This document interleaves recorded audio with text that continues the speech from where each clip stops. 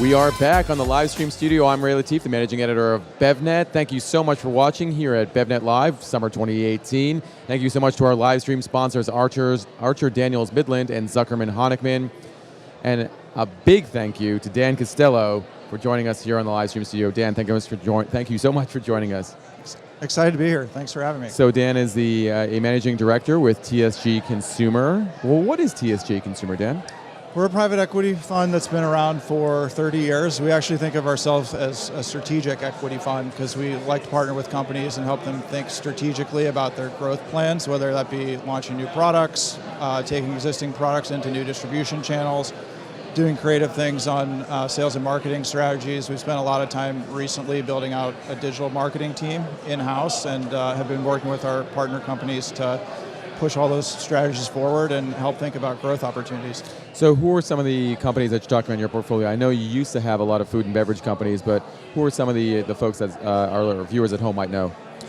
Yeah, we've worked with Muscle Milk over the years, which was one of the first brands to really take protein into an RTD beverage format and partnered with Pepsi on the distribution to really scale and grow that business, and Hormel ended up buying it.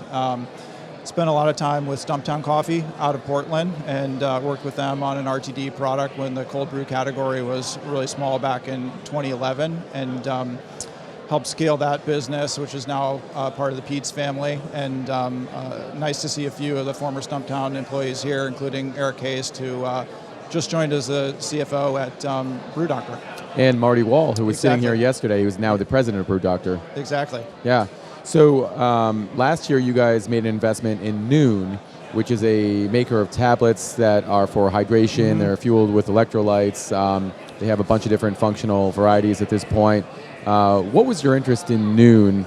And I'm curious, for our viewers at home, at what stage do you look at some of these companies that you might want to invest in? Yeah, I think we're super excited about Noon. The business is doing great. And as we think about the beverage investments we've made over the past, there's really been a focus on functionality and benefits, whether that be energy, immunity, which is something Noon recently expanded into, in addition to their core electrolyte focus. And it's been a great partnership so far. The business is doing great. It's one of those companies that's at the scale where it's small today, but it has a really loyal consumer following and not tremendous brand awareness. So we're working with the team to think through creative marketing campaigns to really expand the brand awareness and put the product in more consumers' hands going forward. And so specifically, I don't know if you can answer this, but at what stage of revenue would TSG be looking at brands to partner with? I think we'll go as low as $20 million in sales, kind of low end, maybe down to $15 million. We invested in a cosmetics company a few years ago called It Cosmetics, which is now part of the L'Oreal portfolio. That was about $10 million in sales when we invested, but 15 to 20 is kind of on the low end. And then we have the ability to go much larger. So as you mentioned, you partnered with Muscle Milk and Stumptown. RTD is still not in your portfolio anymore. RTD beverages. Yeah. I'm curious as to why, and I'm also curious as to what opportunities exist in this market in terms of fast-growing categories that you guys are looking at. Yeah, I think we're on the lookout for RTD opportunities that could be compelling for us and compelling for the companies that we could partner with.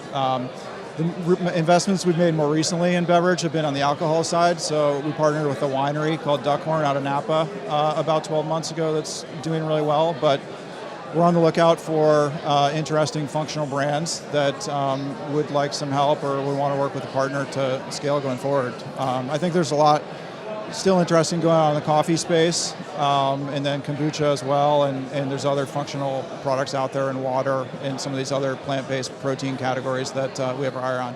Let's talk about water for a second, because it seems like water, there's a geyser of opportunity, no pun intended, or maybe pun intended. Where do you see the water category as going in future years? Because we definitely see the commodity, and there's a big play in commodity. And then there's a premium, there's premium still water, and there's a lot of interest in sparkling at this point. I mean, there's sparkling water, and then everyone just adding sparkling fizz or whatever you want to call it to every other beverage out there. Where do you see the biggest opportunity in water?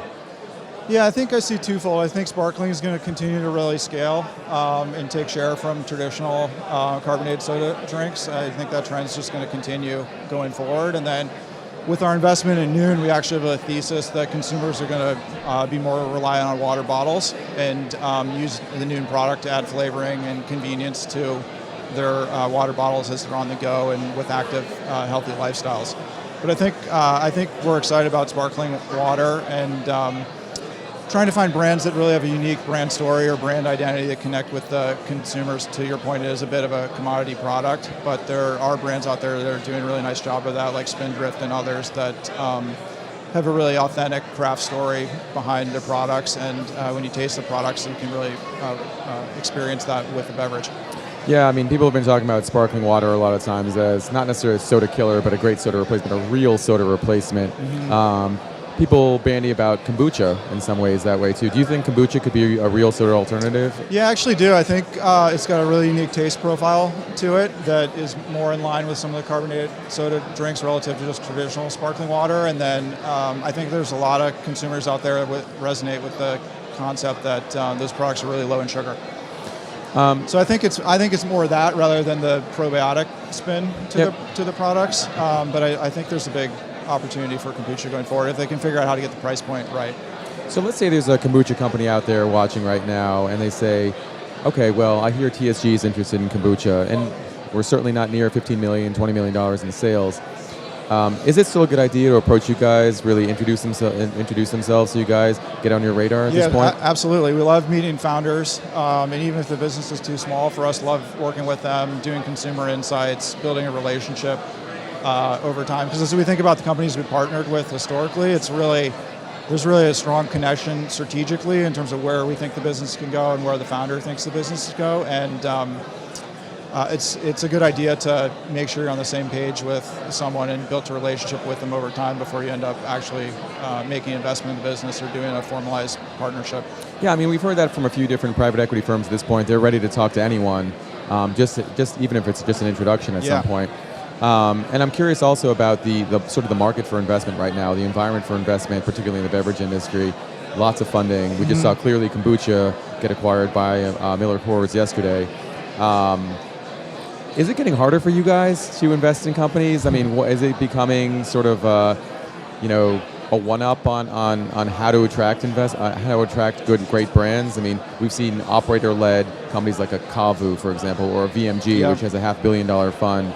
Tell me a little bit about how hard it is out there. I think the landscape's more competitive than it was 4 or 5 years ago. You've got strategics that all have venture arms now that are looking at smaller opportunities that would have historically have been a good fit for a TSG. But I think we feel good about where we are. We've got a really long heritage and a long number of brands to point to that we've partnered with that have done really well over the years, which resonates with entrepreneurs. And then we've also spent a lot of time building out our digital marketing capabilities and have a team of 6 people internally at TSG that have backgrounds from brands like Sephora that have done really well at D2C businesses or built communities online, and we're trying to leverage that playbook with some of our partner companies that we're working with today. So I think the landscape's more competitive, but we feel really good that we're doing things in the market that are different than some of the other funds out there. Do you ever get impatient, or you just, if the opportunity is right, the opportunity is right? I think unlike some of the other funds too, we only do 4 or 5 investments